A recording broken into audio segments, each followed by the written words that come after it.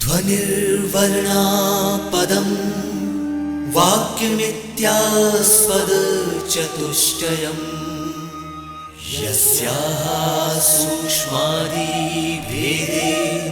वाग्देवीं तामुपास्महे।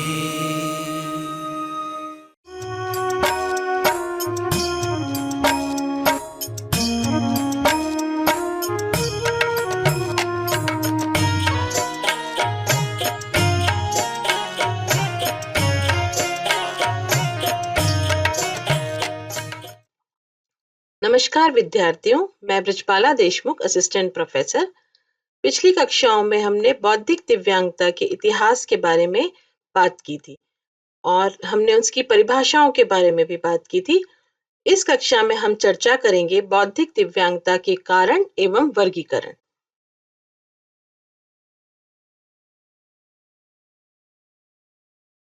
अब किसी भी रोग या विकार होता है तो उसकी समाधान के लिए हम लोगों के उसके कारणों का पता लगाना बहुत आवश्यक है।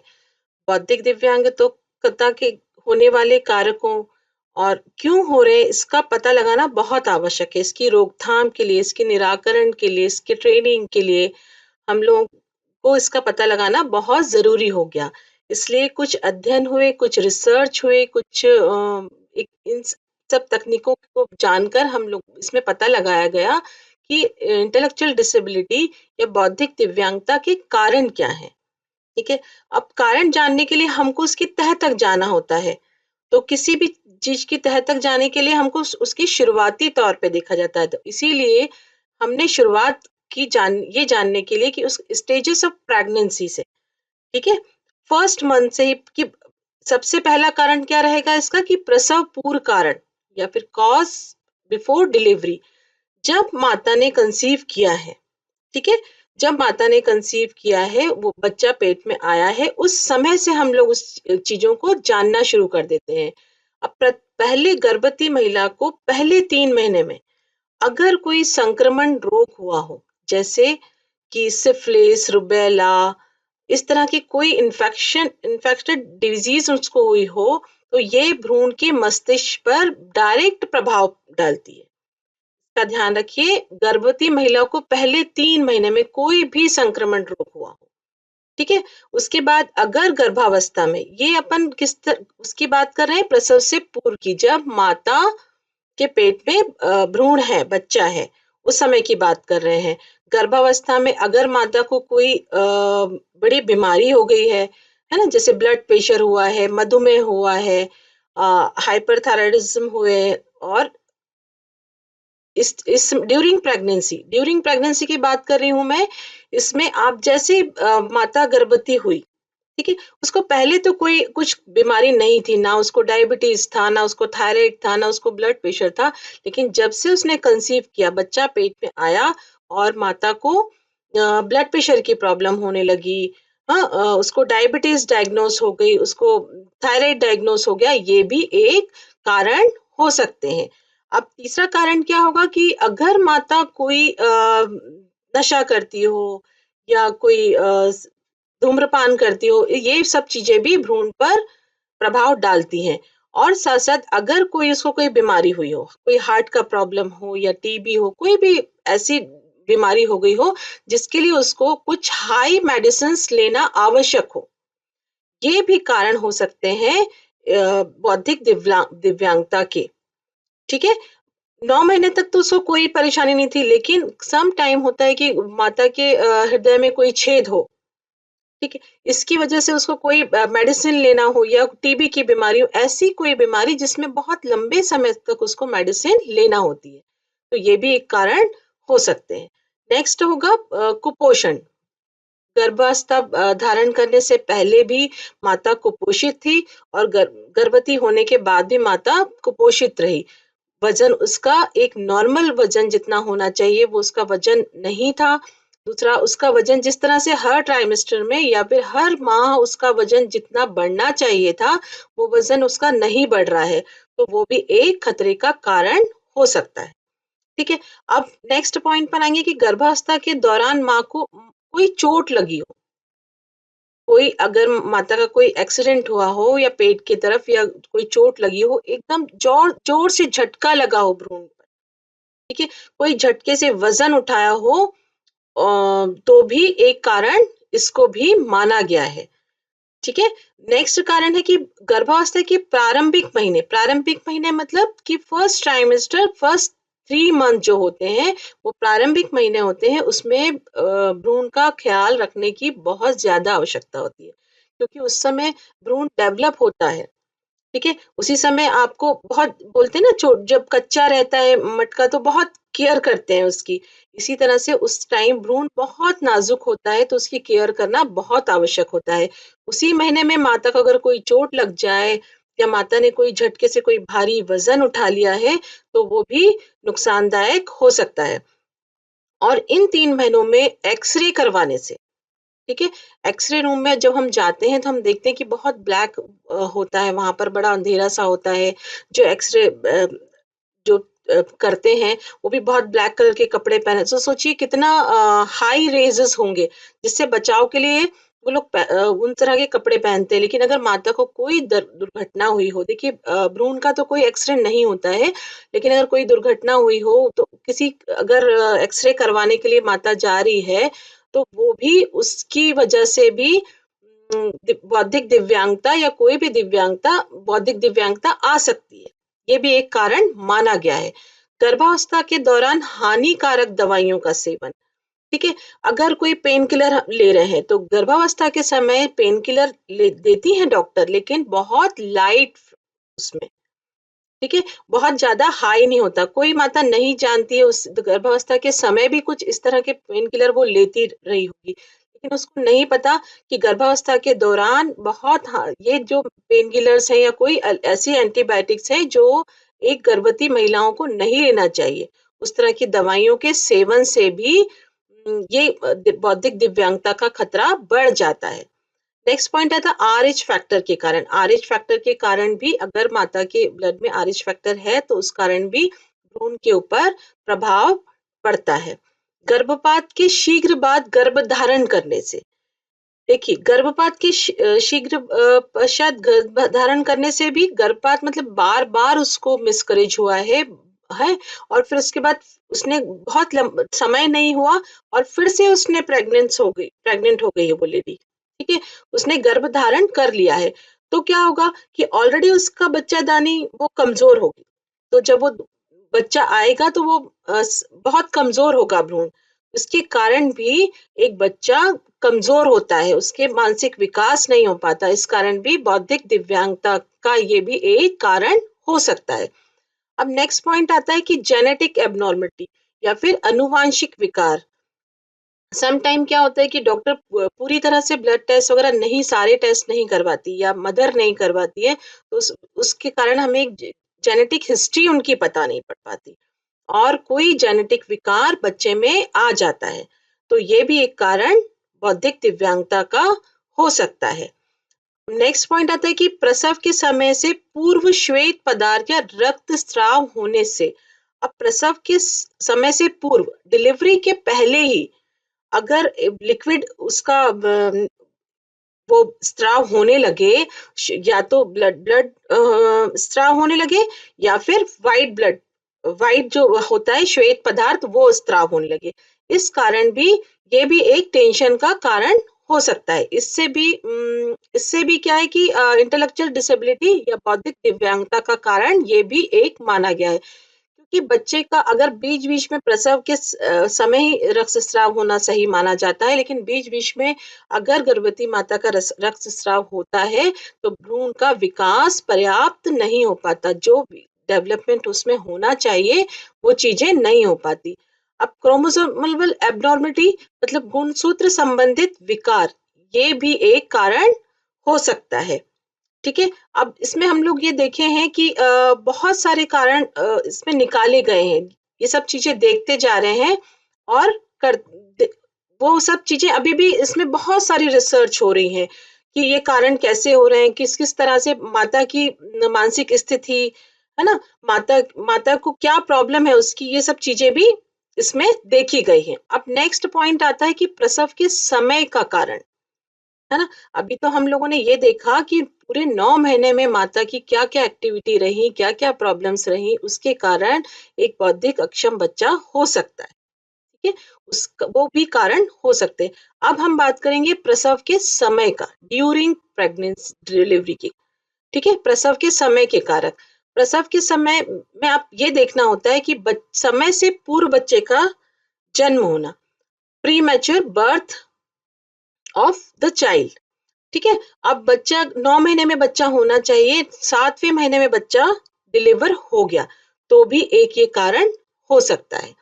प्रसव में अधिक समय लगना, देखिए प्रसव में अगर बहुत अधिक समय लगेगा, एक समय होता है कि हाफ एन आवर 20 मिनट्स के बीच 40 मिनट्स तक के बीच एक प्रसव नॉर्मल डिलीवरी हो जाना चाहिए, लेकिन उससे ज्यादा समय अगर लगता है, अगर उससे ज्यादा समय लगता है तो ये भी एक खतरा की बात हो सकती है, ये भी एक कारक हो सकता है। अब due to coiling umbilical cord around the neck, बच्चे के गले में जो नाल होती है ना, एक वो भी एक बहुत बड़ा कारण है। वो अगर लिपटी हो तो भी एक कारण हो सकता है, उसकी वजह से बच्चे को ऑक्सीजन नहीं मिल पाती, ठीक है? बच्चा एक असामान्य स्थिति में आ जाता है। नेक्स्ट पॉइंट है कि भ्रूण की असामान्य स्थिति, abnormal position of the embryo. अब इसमें क्या होता है कि बच्चे की पोजीशन डॉक्टर्स बताते भी हैं कि बच्चा उल्टा है, सीधा है, आड़ा है, इस तरह से, तो इन सब ये स्थिति की वजह से भी डिलीवरी होने में लेट हो जाता है, ठीक है? और ये भी एक ये भी एक कारण माना गया है इंटेलेक्चुअल डिसेबिलिटी का। अब उसके बाद कि जन्म के समय में कम वजन होना, low birth weight of child. जन्म के समय बच्चे का एक नॉर्मल वेट होता है 2.5, ठीक है? 2 किलो से 2.5 किलो तक, ठीक है? एक नॉर्मल वेट है। लेकिन अगर उससे 2 किलो से कम बच्चे का वजन होता है तो वो भी एक खतरे का कारण माना जाता है।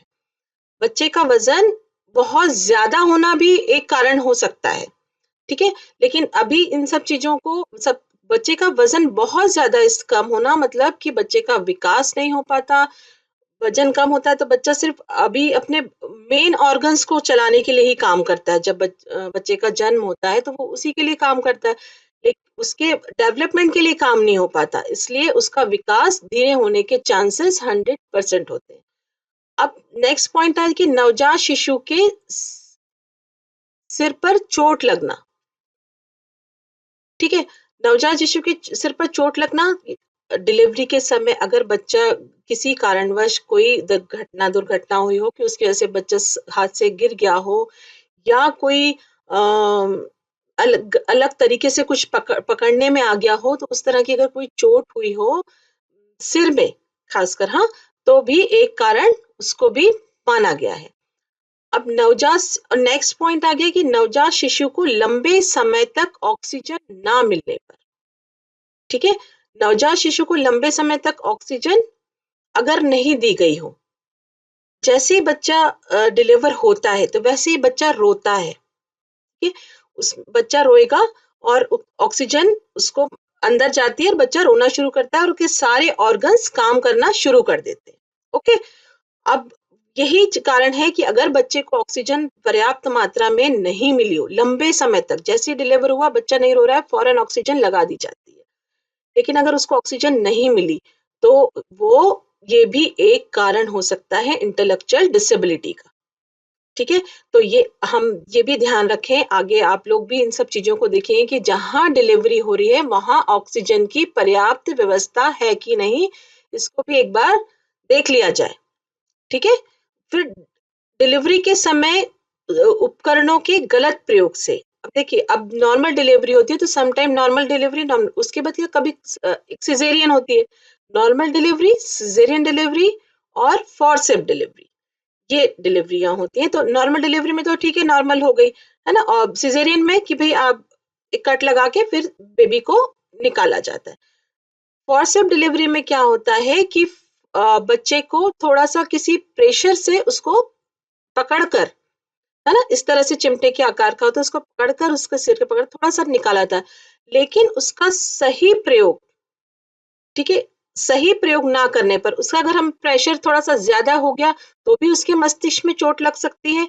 उसके वो उस दबाव की वजह से कोई कोशिकाएँ नष्ट हो सकती हैं, ये भी एक कारण देखा गया है ना? कि डिलीवरी के समय उपकरणों का सही प्रयोग से गलत प्रयोग करने से, है ना? सही तरीके से प्रयोग ना करने पर ये भी कारण एक देखा गया है। अब नेक्स्ट क्या है कि नवजात शिशु के मस्तिष्क में विभिन्न कारणों से रक्तस्राव के कारण। अब इसमें ये क्या दिखा है कि अगर कोई भी कारण हो सकता है उसमें, है ना? जैसे मैंने अभी बताया आप लोगों की फोर्सेप्स डिलीवरी की वजह से भी उसको चोट लग सकती है, या फिर कोई डिलीवरी के टाइम कोई दबाव के कारण उसको चोट लग सकती है, उसकी वजह से उसमें रक्तस्राव के कारण भी इंटेलेक्चुअल डिसेबिलिटी वो भी एक कारण हो सकता है। अब नेक्स्ट पॉइंट आ गया कि माँ को दी गई बेहोशी या पीड़ा नाशक दवाइयों के कारण भी। अब जब भी सिजेरियन डिलीवरी होती है या फिर नॉर्मल डिलीवरी होती है, तो उस समय माता बहुत पेन में होती है कि उसमें एक पॉइंट होते हैं कि इतने पॉइंट तक आप उनको मेडिसिन दे सकते हो या एनेस्थीसिया दे सकते हो उनको बेहोश करने के लिए। तो उस पॉइंट से अगर ज्यादा वो चली जाए, तो वो भी कारण एक हो सकता है, क्योंकि अभी तो उसके पेट में बेबी है, ठीक है? और उसी के पहले हम लोगों ने उसको या कोई ऐसा पेन किलर इंजेक्शन दे दिया ताकि उसको दर्द कम हो, हाँ? या फिर उसको एनेस्थीसिया इस तरह का दे दिया गया कि उसमें एक मात्रा कुछ बढ़ गई हो, उसकी वजह से भी ये कारण भी देखा गया है बौद्धिक दिव्यांगता होने का। अब उसके बाद है कि जन्म के बाद के कारक। अभी अपन ने क्या किस बात पे डिस्कस किया है? एक तो ड्यू टू प्रेगनेंसी, फिर ड्यूरिंग डिलीवरी, और उसके बाद आफ्टर बर्थ। अब हम बात कर रहे हैं आफ्टर बर्थ, मतलब जन्म के बाद के कारक। अब जन्म के बाद के कर अब यहाँ तो आप बच्चों को मिलेंगे तो उनके पेरेंट्स आपको बताएं कि प्रेगनेंसी तो बिल्कुल नॉर्मल थी, कुछ प्रॉब्लम नहीं हुआ, हमें कोई बीमारी नहीं थी, सब बहुत बहुत अच्छे से हो गया, डिलीवरी भी इसकी बहुत अच्छे से हो गई। लेकिन बाद में हम पता करेंगे, जब हम मदर से बात करेंगे, उसके पेरेंट्स से बात करेंगे, तो हमें पता चलेगा कि कारक इस बच्चे के दूसरे भी हो सकते हैं। तो ये जन्म के बाद के कारक फिर अपने को पता होना चाहिए, ठीक है? अब नवजात शिशु को जब बच्चा डिलीवर हो गया, ठीक है? नवजात शिशु को अत्यधिक पीलिया होने से, एक जो सभी बच्चों को एक नॉर्मल उसको फिजियोलॉजिकल जॉन्डिस बोलते हैं, तो एक एक पीलापन सा बच्चों में, सभी बच्चों में होता है। लेकिन यहाँ पर क्या बात करें, अत्यधिक पीलिया होने पर। एक जो हल्का नॉर्मल पीलिया जो जॉन्डिस होता है, तो उसमें क्या होता है कि मॉर्निंग की धूप में आप रख दो बच्चे को थोड़ा-सा हल्का, और फिर ठीक हो जाता है। वो अपने आप 8 से 10 दिन में बच्चा ठीक हो जाता है, नॉर्मल हो जाता है। लेकिन अत्यधिक पीलिया होने पर, मतलब बच्चे को बहुत ज़्यादा, मतलब येलो है बच्चा, सीवियर उस जॉन्डिस है उसको, तो भी ये भी एक कारण माना जाता है। ठीक है? नेक्स्ट पॉइंट आता है कि जन्म से 2 वर्ष के जीवन काल में अत्यधिक कुपोषित होना, ओके? 2 साल तक बच्चे का ध्यान रखना होता है, तो उसमें ध्यान दीजिए, 2 वर्ष बोला है, 2 वर्ष तक की बात कर रहे हैं कि जन्म से 2 वर्ष बच्चा कुछ भी नहीं खा रहा, जो खा रहा है वो बाहर की चीज़ें खा रहा है, बच्चा खाना ही नहीं खा पा रहा, कुछ भी अगर वो खाता है तो वॉमिटिंग हो रही है, इस कारण से उसको कुपोषण कुपोषित हो जाता है। तो इसके कारण भी उसका मानसिक विकास, है ना, प्रभावित होता है। ठीक है? तो ये भी एक कारण माना गया है। अब बार-बार मिर्गी के दौरे पड़ना, ठीक है? अब इसमें क्या है कि बार-बार मिर्गी के दौरे पड़ना, ये बच्चा शुरू में तो बिल्कुल ठीक था, कोई उसको प्रॉब्लम नहीं हुई, लेकिन बाद में उसको मिर्गी के दौरे पड़ने लगे। और जब और बार-बार क्यों शब्द हम लोगों ने यूज़ किया है कि एक बार पढ़ा, फिर उसके बाद 2 साल, 3 साल बाद पढ़ा तो इतना इफ़ेक्ट नहीं पड़ता। लेकिन उसको फ्रीक्वेंसी उसकी बहुत ज़्यादा है दौरे पड़ने की। तो बच्चा मिर्गी के दौरे पड़ने से क्या होता है कि बच्चा जितना भी चीज़ें सिखाई जा रही हैं, वो सब चीज़ें धीरे-धीरे भूल जाता है। उसका मानसिक विकास धीमा हो जाता है, और उसमें वो ताकत नहीं होती है, कुछ भी सहने की। ओके, तो ये भी एक कारण माना गया है इंटेलेक्चुअल डिसेबिलिटी या बौद्धिक दिव्यांगता का। बार-बार मिर्गी के दौरे पड़ना। ओके, फिर उसके बाद दुर्घटना के कारण, चोट लगने के कारण, कोई भी ऐसी दुर्घटना हुई हो। अब आप देखेंगे कि आपको पेरेंट्स बताएंगे कि भाई मेरा बच्चा बिल्कुल सही था, 2 साल 3 साल तक बिल्कुल नॉर्मल था, कोई प्रॉब्लम नहीं हुई, स्कूल भी जाने लगा, सब कुछ। लेकिन उसको कोई दुर्घटना हुई और जिसके कारण उसको सिर में चोट लगी। ठीक है, उन्होंने बताया कि उसको सिर में चोट लगी, बहुत दिन तक वो बिस्तर पे ही रहा, तो वो भी एक कारण हो सकता है। इसकी वजह से भी बच्चा बौद्धिक दिव्यांग हो सकता है। ये भी एक कारण, ऐसा नहीं कि जन्म के समय ही जो कारण हुए वही इम्पोर्टेंट है, ये भी सारे कारण बहुत इम्पोर्टेंट है। नेक्स्ट पॉइंट आता है कि बच्चे में संक्रमण रोग हो जाना।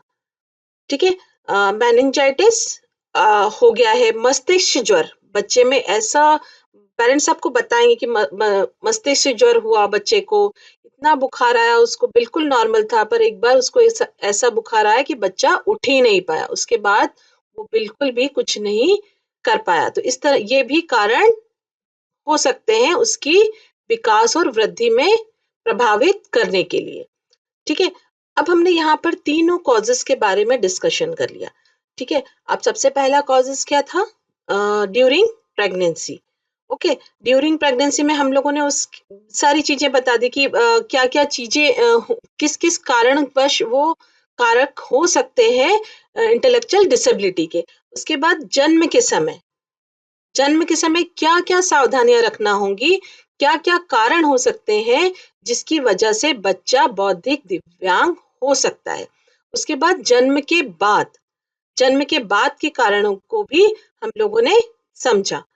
नेक्स्ट पॉइंट हम आते हैं वर्गीकरण पे। तो वर्गीकरण क्यों आवश्यक हुआ?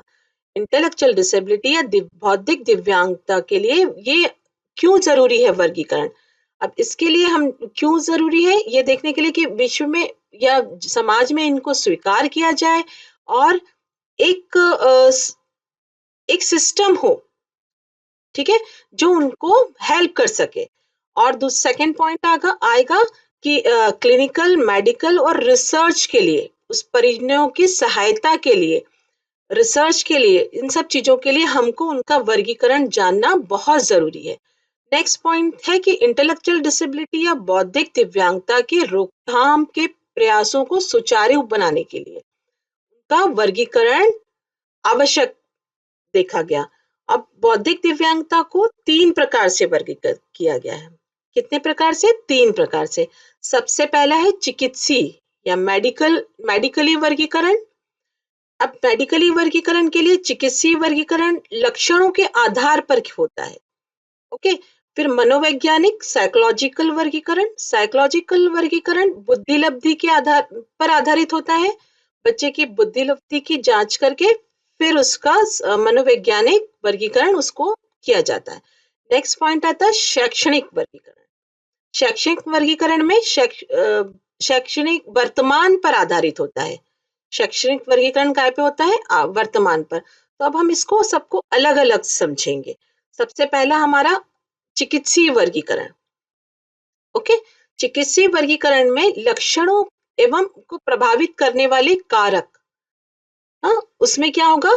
सबसे पहले आएगा इन्फेक्शन या ड्रग्स, कोई ऐसी मेडिसिन वगैरह कुछ ली है या कोई नशा। अब आप बोलेंगे कि एक छोटा बच्चा है, उसको वो कौन सा नशा करता होगा? सम टाइम कहीं कहीं उसमें क्या होता है कि कुछ ऐसी मेडिसिन होती हैं जिसमें बहुत ज्यादा ऐसी मात्राएं होती हैं जिससे बच्चा बिल्कुल सुस्त हो जाता है या एकदम शांत हो जाता है। उस तरह की भी वो भी प्रभावित करती है बच्चे के इंटेलेक्चुअल डिसेबिलिटी होने का। फिर उसका मानसिक एवं शारीरिक कारण, है ना, मेंटल फिजिकल प्रॉब्लम्स कोई है तो वो भी एक कारक हो सकता है। नेक्स्ट पॉइंट है कि मेटाबॉलिज्म और न्यूट्रिशन, है ना, इसके इसके कारण भी ये भी देखा जाता है। मानसिक रोग, मेंटल डिजीज। नेक्स्ट, जन्म पूर्व अज्ञात कारण, कोई को पता नहीं है लेकिन कोई एक अज्ञात या अननोन फैक्टर्स हो सकता है।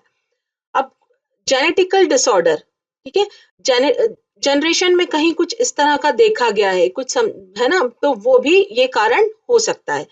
गर्भाधारण संबंधी रोग, अगर मदर को कोई प्रॉब्लम है, कोई रोग है, तो उसके वजह से भी ये उस चीज़ों को उसमें वर्गीकृत कर दिया गया है। और मनोविकार, है ना? साइकोसिस, पर्यावरण या एनवायरमेंटल फैक्टर्स, कोई एनवायरमेंटल फैक्टर्स मतलब कि बच्चा इस तरह ऐसी जगहों पे रहता हो या कोई ऐसी पर्यावरण संबंधी कोई ऐसी विपदाएँ आई हों, जैसे भूकंप या भूस्खलन, इस तरह की मुश्किलें आई हों, तो वो भी एक कारण हो सकता है। नेक्स्ट पॉइंट आता है अपना मनोवैज्ञानिकली या मनोवैज्ञानिक वर्गीकरण। मनोवैज्ञानिक वर्गीकरण जो है उसके मनोवैज्ञानिक परीक्षणों के अंतर्गत आता है। मनोवैज्ञानिक परीक्षणों के द्वारा व्यक्ति का आकलन या उसका असेसमेंट करके उसकी बौद्धिक स्तर, बुद्धि लब्धि को ज्ञात किया जाता है ना? बुद्धि लब्धि मतलब आईक्यू या इंटेलिजेंसी क्वोशिएंट, ठीक है? अब इसको क्या किया था, इसके लिए एक सूत्र का प्रयोग किया जाता है। सूत्र कौन सा? IQ is equal to MA upon CA। अब ये कैसे करेंगे अपन? IQ मतलब बुद्धि लब्धि, मतलब इंटेलिजेंसी क्वोशिएंट। ये क्या होती है? ये actual intellectual ability of a person. ये निकालने के लिए हमको IQ उसका टेस्ट किया जाता है, वो मनोवैज्ञानिक परीक्षणों के द्वारा किया जाता है। ये एक छोटा सा सूत्र है जो आप लोगों को जानना चाहिए, ठीक है? MA मतलब मेंटल एज। मेंटल एज मतलब कि बच्चे की जो mental as of the person of पर टेस्ट फाइंडिंग, मतलब किसी भी व्यक्ति की मेंटल एज उसके एज अप्रोप्रिएट बिहेवियर से लगाया जाता है। तो मेंटल एज निकालने के लिए भी कुछ असेसमेंट किए जाते हैं, कुछ ऑथराइज्ड असेसमेंट टूल्स हैं, जैसे FACP, हमारे ID बच्चों के लिए FACP है, MDPS है, इस तरह के टूल्स के द्वारा इनका असेसमेंट किया जाता है और इनकी मेंटल एज निकाली जाती है, ठीक है? नेक्स्ट होता है CA, chronicle age. Chronicle age मतलब उसकी एक्चुअल एज, ठीक है?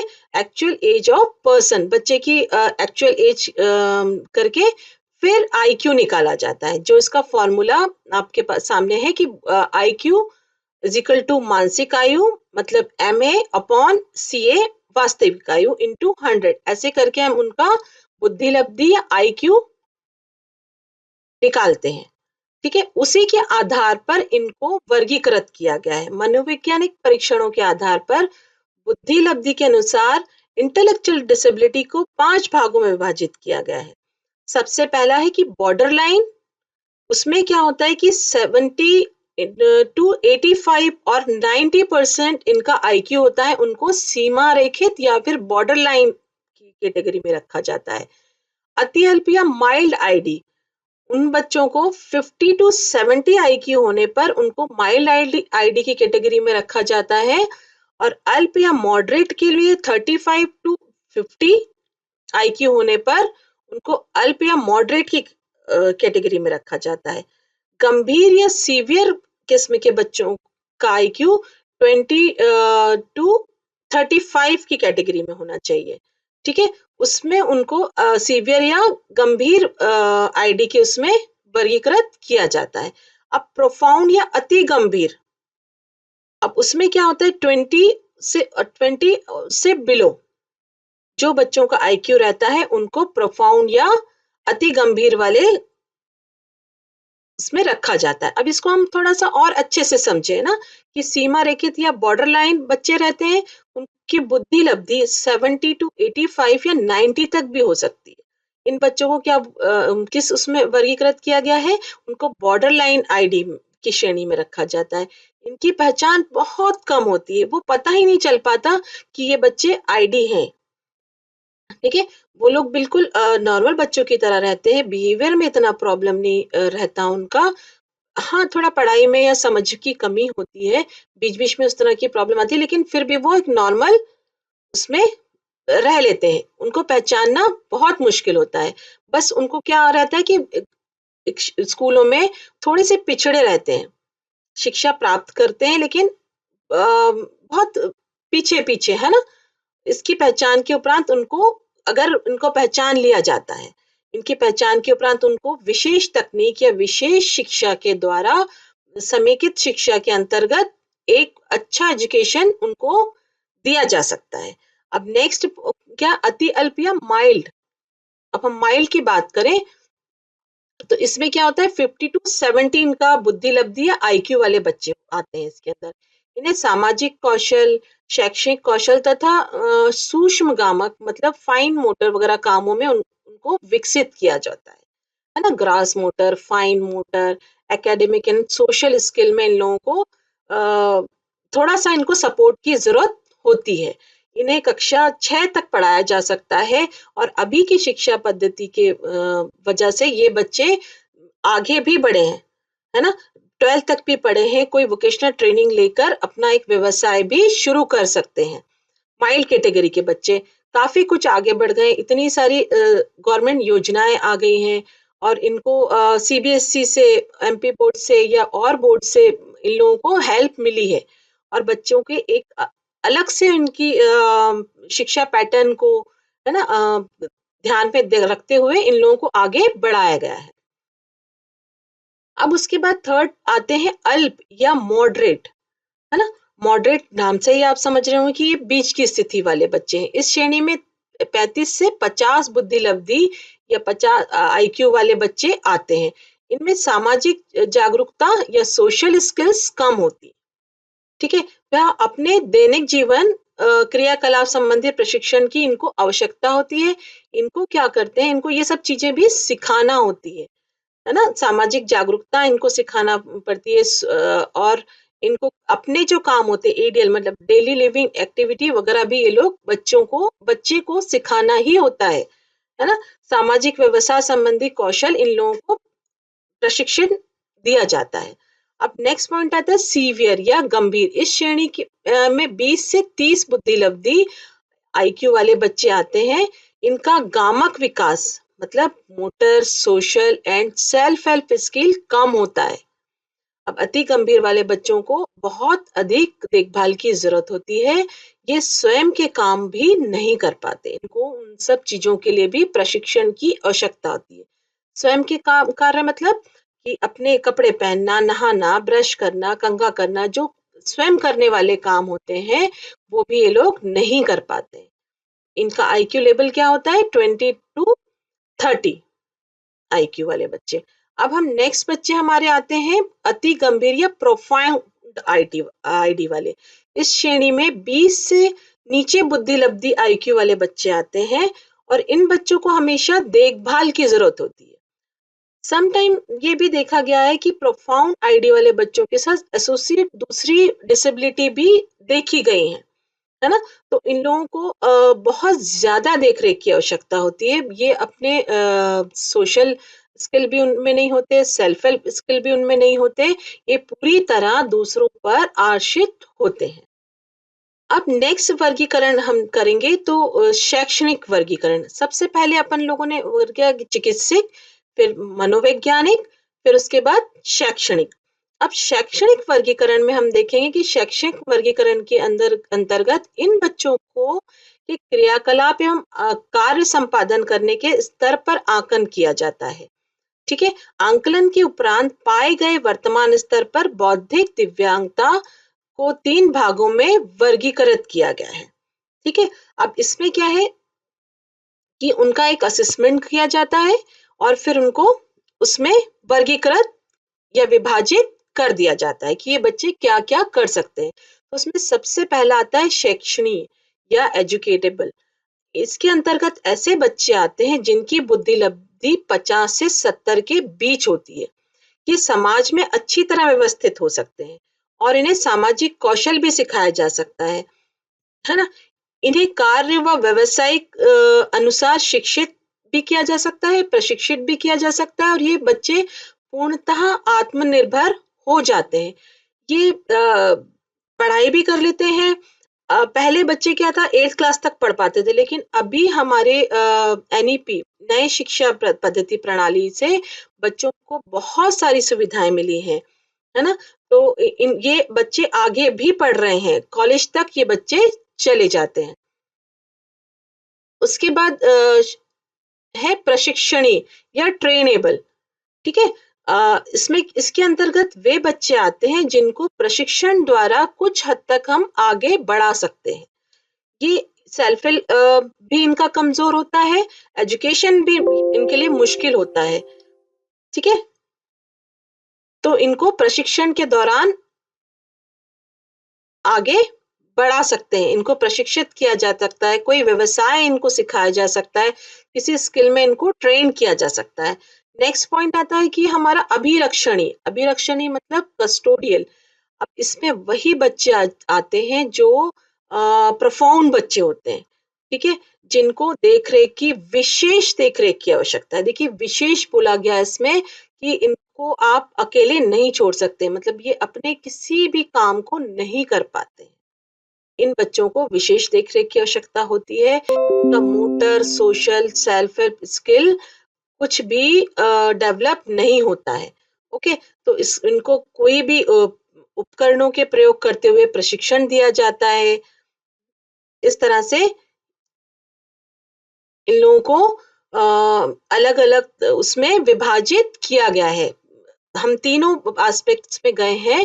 सबसे पहले हमने देखा है कि बच्चों को चिकित्सीय, फिर उसके बाद मनोवैज्ञानिक और तीसरा शैक्षणिक।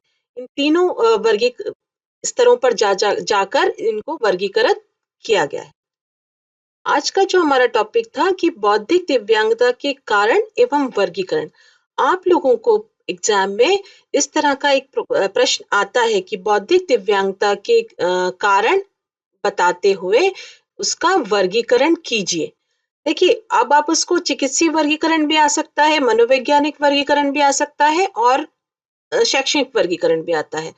तो इसमें आपको हर नंबर के क्वेश्चंस आ सकते हैं। 5 नंबर के आएँगे तो वो आपको स्पेसिफिक दे देंगे कि चिकित्सीय वर्गीकरण लिखिए या फिर मनोवैज्ञानिक वर्गीकरण लिखिए। कारणों को बताते हुए मनोवैज्ञानिक वर्गीकरण लिख लीजिए। तो इस तरह से भी आ सकता है। 7 नंबर के क्वेश्चन भी आ सकते हैं जो आपका टोटल वर्गीकरण माँग रहे हैं। ठीक है? इस तरह के भी क्वेश्चन आप लोगों को एग्ज़ाम में आ सकते हैं। आज के इसी टॉपिक को हम यहीं पर समाप्त करते हैं। अगले टॉपिक पे हम फिर मिलेंगे। नमस्कार, धन्यवाद।